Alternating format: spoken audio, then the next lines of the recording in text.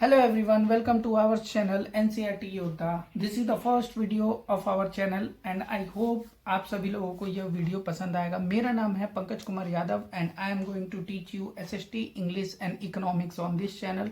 और इस चैनल पे हमारे लगभग सभी क्लासेस चलेंगे जिसमें हमारे मैथमेटिक्स पढ़ाया जाएगा अजय पांडे सर के द्वारा, और वो फिजिक्स भी पढ़ाएंगे, और आपका साइंस और मतलब केमिस्ट्री और बायोलॉजी आपके पढ़ाया जाएगा उनके द्वारा, नीतीश मिश्रा के द्वारा। तो होप आप लोगों को ये जो चैनल है पूरी तरीके से अच्छी तरीके से सेटिस्फाई कर सके और आप लोग भी हमारा सपोर्ट बनाए रखें इस चैनल पे।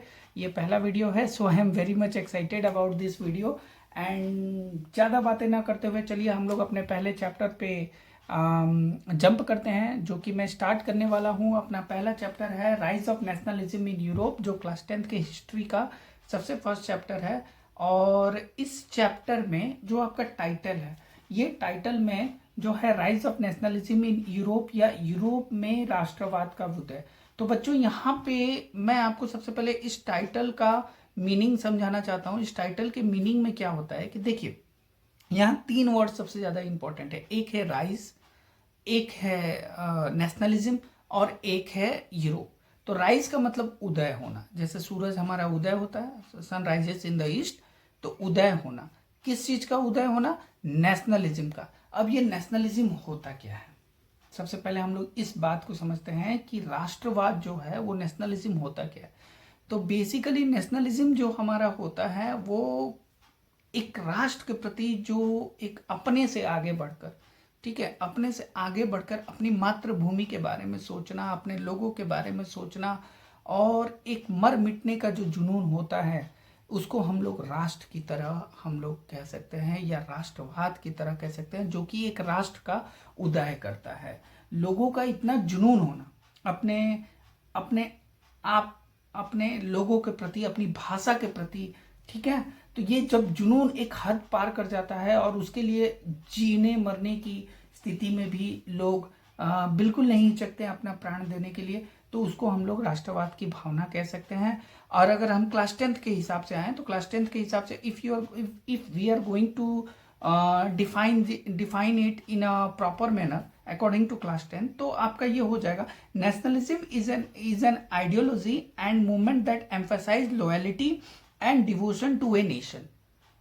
ईमानदारी और पूरा मर मिटने की जो भावना होती है वो नेशन के प्रति डिवोशन करना, often playing national interest above, अपने से आगे देश को आगे रखना, दोज ऑफ अदर ग्रुप्स और nation, and advocating for nation sovereignty and self determination, मतलब खुद के ऊपर निर्भर रहना, खुद के आज़ादी को मेंटेन रखना। ये नहीं कि दूसरा कोई आके इस पे आज़ादी मतलब किसी रूल करने लगे या गुलाम बना ले। हिंदी में अगर इसको कहेंगे, राष्ट्रवाद एक ऐसी विचारधारा है जो किसी देश के प्रति लोगों की गहरी निष्ठा और एकता की भावना को जगाती है। साथ ही यह मानता है कि प्रत्येक राष्ट्र को स्वयं के निर्णय लेने और बाहरी हस्तक्षेप से मुक्त रहने का अधिकार है। तो जो चीज़ें मैंने बेसिकली कही, इसको हम टेक्निकल लाइन में कह सकते हैं कि राष्ट्रवाद का डेफिनेशन हमारा ये होता है। और उसके बाद से अब ये है, अब यूरोप है। तो यूरोप हमारे 7 कंटिनेंट में से एक कंटिनेंट जो यूरोप है, जो कि कई सारे देशों का समूह मिला के हमारा एक कंटिनेंट बनता है जिसका नाम है यूरोप, जिसमें हमारे देश आ जाते हैं Austria, Belgium, Bulgaria, Croatia, Cyprus, Serbia, Denmark, Estonia, Finland, France, Germany, Greece, Hungary, Ireland, Italy, Latvia, Lithuania, Luxembourg, Malta और नीदरलैंड्स। ये ऐसे कुछ देश हैं जो कि हमारे यूरोप के अंदर आते हैं। चलिए, अब ये मैंने आपको हेडिंग समझा दिया। हेडिंग के बाद से अब मैं आपको बताना चाहता हूँ कि इस चैप्टर को पढ़ने का रीज़न क्या है, क्यों हमारे 10th में सीबीएसई ने ये चैप्टर दिया है। तो चैप्टर इसलिए दिया है कि यूरोप ही एक ऐसा कॉन्टिनेंट था जहाँ पे सबसे पहले राष्ट्रवाद की भावना उत्पन्न हुई। राष्ट्रवाद की भावना कैसे उत्पन्न हुई? आज से अगर 200 या 300 साल पहले जाएंगे तो 200-300 साल पहले राजा रानियों का रूल चला करता था। और जब राजा रानियों का रूल चला करता था तो ये मान के चला जाता था कि जितने भी राजा हैं वो भगवान के द्वारा भेजे गए उनके अवतार हैं और उन्हीं को अधिकार है देश चलाने का। वह जो भी अपना अपना एम्पायर होता था वो उसको चलाया करते थे। तो इनको मतलब उस समय का जो सामाजिक ढांचा हुआ करता था वो 3 फेज में बांटा गया था। एक होता था एरिस्टोक्रेसी, नोबेलिटी, जिसमें राजा रानी हुआ करते थे। एक होता था क्लर्गी, पुजारी, ठीक है, जो कि अपना मतलब वो अपना धर्म मतलब ये सब करते थे। और एक थर्ड क्लास हुआ करता था आम जनता, जो कि पीजेंट्स हुआ करते थे, जो काम किया करते थे, ठीक है। तो ये चीजें होती थी। अब इन तीनों स्टेट्स में कई सालों तक ये चीजें आती रही, लोग भी मतलब इस चीजों को मानते रहे, ठीक है। तो इनको मानते मानते मानते मानते जब लोग इन सारी चीजों को मानने लगे तो धीरे धीरे क्या हुआ, लोगों ने थोड़ा बहुत पढ़ना लिखना शुरू किया। तो जब पढ़ना लिखना शुरू किया तो लोगों के अंदर एक क्या बोलते हैं, एक भावना उत्पन्न हुई खुद के बारे में सोचने की, जिसको आपके चैप्टर में बताया गया है टॉर्च ऑफ एनलाइटमेंट। तो टॉर्च ऑफ एनलाइटमेंट का मतलब होता है आपका use of brain, use of brain करना, ठीक है। ब्रेन का यूज करना। जब आप अपने दिमाग का यूज करते हैं तो क्या अच्छा है क्या बुरा है, आप इसके बारे में डिस्कस करना शुरू कर देते हैं और अपनी आवाज उठाना शुरू कर देते हैं। तो टॉर्च ऑफ एनलाइटमेंट का जो बेस होता है वो जनरली होता है थिंकिंग करना, मतलब अपने आप से सोचना, रीजनिंग, क्या सही है क्या गलत है, ऑब्जर्विंग, सामने देखना और उसको डिटरमाइन करना कि क्या ये सही हो रहा है या गलत हो रहा है, और क्वेश्चनिंग, अगर कुछ गलत हो रहा है तो उसके ऊपर सवाल करना, ठीक है। अब इस चैप्टर में जब आपका चैप्टर शुरू होता है तो चैप्टर की शुरुआत में ही एक आपका बहुत ही सुंदर मतलब एक प्रिंट के द्वारा, एक पिक्चर के द्वारा डिपिक्ट किया गया है। और इस पिक्चर में क्या डिपिक्ट किया गया है, ये पिक्चर बेसिकली 1848 में हमारे एक फ्रेंच आर्टिस्ट हैं, वो फ्रेंच आर्टिस्ट का नाम है फ्रेडरिक सोरियो। तो फ्रेंच आर्टिस्ट ने फ्रेडरिक सोरियो ने क्या किया था, एक पिक्चर दिया था और वो पिक्चर दे के उन्होंने यह इमेजिन किया था कि पूरी दुनिया एक डेमोक्रेटिक हो चुकी है, जिसमें लोगों की सरकार है, लोगों के द्वारा चुनी गई सरकार है। और वो पिक्चर जो है उस पिक्चर में कुछ ऐसे सिंबलाइज हैं। अब उस पिक्चर में सिंबलाइज क्या है, जैसे कि आपका जो पिक्चर को सिंबलाइज किया गया है उस पिक्चर में कि एक लोगों का एक जुलूस है जो कि एक ट्रेन के शेप में है, और लोगों का जुलूस जो ट्रेन के शेप में है और उसमें एक स्टैचू ऑफ लिबर्टी है जिसके एक हाथ में टॉर्च ऑफ एनलाइटमेंट है और एक हाथ में टॉर्च ऑफ एनलाइटमेंट के बारे में मैंने आपको बताया, जिसमें आपकी क्रिटिकल थिंकिंग आ जाती है, रीजनिंग आ जाता है, ऑब्जर्विंग आ जाता है और क्वेश्चनिंग आ जाता है। और उसके एक हाथ में आपका एक किताब है जो कि character of right of man, मतलब ह्यूमन राइट्स के बारे में जो भी मतलब ह्यूमन राइट्स का जो भी होता है, फ्रीडम होता है, लिबर्टी होता है, मतलब जितने भी चीज़ें होती हैं आपका ह्यूमन राइट्स में जो भी इन्वॉल्व करती हैं वो सारी चीज़ों के बारे में लिखा हुआ था। अब इसमें क्या है, इस पिक्चर में बहुत ही डिटेल तरीके से फ्रेडरिक सोरियो ने इमेजिन किया था और इसमें यह इमेजिन किया था कि स्टैचू ऑफ लिबर्टी के क्या बोलते हैं कि स्टैचू ऑफ लिबर्टी के एक तरफ जो दो देश हैं वो ऑलरेडी पहुंच चुके हैं, जो कि हैं अमेरिका और स्विट्जरलैंड,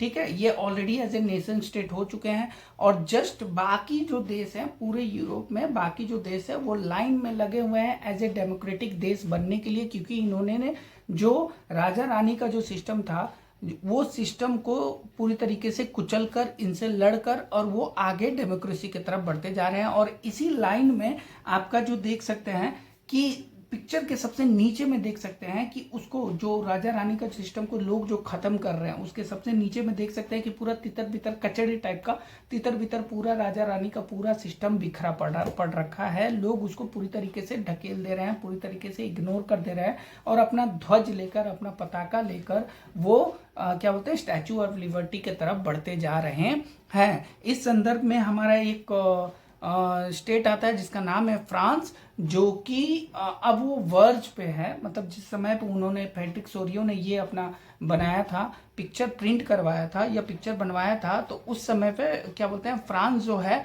वो अब स्टैचू ऑफ लिबर्टी के पास पहुंच चुका है। और फ्रांस जो स्टैचू ऑफ लिबर्टी के पास पहुंचने के बाद से वो अब डेमोक्रेटिक स्टेट के तौर पे जाना जाएगा। और उसके पीछे हमारे कुछ और देश लगे हुए हैं, जैसे कि जर्मनी, वो भी अब धीरे धीरे डेमोक्रेसी की तरफ बढ़ते जा रहा है। जर्मनी के बाद पोलैंड है, इंग्लैंड है, आयरलैंड है, उसके बाद हंगरी और रसिया भी है। तो ये सारे देश क्या कर रहे हैं, डेमोक्रेसी की तरफ बढ़ते चले जा रहे हैं, धीरे धीरे स्टैचू ऑफ लिबर्टी की तरफ बढ़ते जा रहे हैं। अब इसमें पिक्चर को जब आप देखेंगे ध्यान से, तो इस पिक्चर में जो लोग तो अपना झंडा लेके, राष्ट्रवाद का पताका लेके डेमोक्रेसी की तरफ, लोगों के अधिकार की तरफ तो बढ़ते जा रहे हैं, और उसके साथ में ऊपर में अगर आप देखेंगे तो गॉड्स हैं जो कि इन सारे लोगों को आशीर्वाद दे रहे हैं, और गॉड्स ये कहना चाहते हैं कि सभी लोगों का एक समान अधिकार है, सब भगवान के बच्चे हैं, और सभी को इंसानियत होनी चाहिए, सभी में इंसानियत होनी चाहिए, और सभी को समान अधिकार प्राप्त होना चाहिए। तो जो आप पूरी तरीके से ये जो पिक्चर फ्रेडरिक सोरियो के द्वारा देख रहे हैं, ये पिक्चर डिपिक्ट कर रहा है, ये पिक्चर यह बता रहा है कि कैसे हमारे इतिहास में धीरे धीरे राजा रानियों के रूल के बाद से कैसे धीरे धीरे हमारा क्या बोलते हैं, डेमोक्रेसी की तरफ धीरे धीरे लोग बढ़ते चले गए, लोग अपने अधिकार के लिए लड़े, और ये भगवान की मर्जी के हिसाब से हो रहा है। जो पहले जमाने में हुआ करता था कि राजा रानी भगवान के द्वारा अवतार हैं, इसको पूरी तरीके से खारिज करके, और भगवान जो है सभी भगवान के संतान हैं और सभी एक समान रहेंगे। और इस जो मूवमेंट है, जो डेमोक्रेसी की तरफ जो पताका लेके ये बढ़ रहे हैं स्टैचू ऑफ लिबर्टी की तरफ, उस स्टैचू ऑफ लिबर्टी को ये भगवान भी इसको मान्यता दे रहे हैं, और भगवान अब जाके बहुत ही क्या बोलते हैं, खुश दिखाई दे रहे हैं कि इस धरती पे जितने भी ज़्यादा लोग हैं वो सारे मेरे बच्चों को, सारे सबको अब समान अधिकार प्राप्त हो रहा है। तो ये एक पिक्चर के थ्रू इस चैप्टर की शुरुआत की गई है, जिससे कि एक बेसिक आइडिया आप लोग के दिमाग में आए कि डेमोक्रेसी के लिए कितनी लड़ाई लड़ी गई है, और किस प्रकार से लोकतंत्र को स्थापित किया गया, और शुरुआती दौर में लोकतंत्र किस प्रकार हुआ करता था, इस चैप्टर में हम लोग पढ़ेंगे। तो इस चैप्टर में बेसिकली हम लोग दो चीज़ों का अध्ययन करेंगे, मोटा मोटी दो चीज़ों का। एक कहानी चलेगी, कहानी ये चलेगी कि एक घटना के बाद दूसरी घटना क्या हुई, फ्रांस हुआ, फ्रांस के बाद फिर क्या हुआ, फिर जर्मनी में क्या हुआ, इटली में क्या हुआ, ये सारी घटनाएं कि हम लोग डिटरमाइन करते जाएंगे। और उसी के साथ साथ, मतलब डेमोक्रेसी की लड़ाई के साथ साथ आपकी एक आइडियोलॉजी की भी क्या बोलते हैं कि सोच चलती रहेगी, कि एक आइडियोलॉजी आई, एक सोच आई, फिर दूसरी सोच आई, फिर तीसरी सोच आई। तो ये जो लाइन बाय लाइन इस चैप्टर को दो पार्ट में बांटा गया है, और इन दोनों चीज़ों को लेकर ही हम लोग आगे बढ़ेंगे। और आई होप आपको यह इंट्रोडक्शन वाला चैप्टर बहुत मतलब इंट्रोडक्शन वाला लेक्चर और क्लास बहुत ही अच्छी तरीके से समझ में आया। और इसमें हम लोग मिलने वाले हैं नेक्स्ट क्लास में, जिसमें हम लोग डिस्कस करेंगे इस चैप्टर का अगला भाग, फ्रांसीसी क्रांति और राष्ट्र का विचार, और इसमें the French revolution and the idea of nation, इसके साथ डिटेल एक्सप्लेनेशन के साथ मैं आपसे मिलूंगा नेक्स्ट वीडियो में। थैंक यू सो मच, और चैनल को सब्सक्राइब करें और अपना प्यार बनाए रखें, और एक बार बहुत बहुत धन्यवाद। Thank you so much.